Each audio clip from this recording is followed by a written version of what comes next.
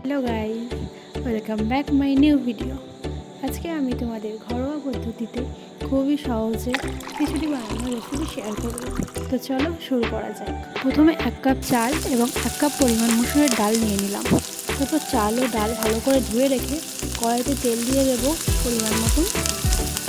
তেল গরম হয়ে গেলে তাতে পেঁয়াজ দিয়ে ভালো করে লাল করে নেব এবং আদা রসুনের পেস্ট ও একটু কাঁচা লঙ্কা দিয়ে ভালো করে নেড়ে নেব। এরপর কেটে রাখা আলুটাও দিয়ে ভালো করে নেড়ে নেব। এরপর মিক্স করা চাল ডাল দিয়ে হালকা একটু জল দিয়ে দেব। এরপর হলুদের গুঁড়ো, জিরা গুঁড়ো, মরিচ গুঁড়ো এবং লঙ্কার গুঁড়ো দিয়ে ভালো করে নেড়ে নেব। কিছুক্ষণ পর ফুটে উঠলে পরিমাণ মতন লবণ দিয়ে দেব। আপনারা চাইলে টমেটো কুচিও অ্যাড করতে পারেন। এরপর একটা ডিম ভালো করে ফাটিয়ে নিয়ে ওই ফুটে ওঠা খিচুড়ির ভিতরে দিয়ে ভালো করে নেড়ে নেব।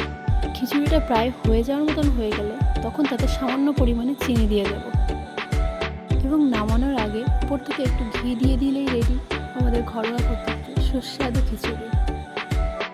সকলে অবশ্যই একবার ট্রাই করে দেখবেন এবং ভালো লাগলে একটা লাইক, কমেন্ট এবং শেয়ার করে পাশে থাকবেন।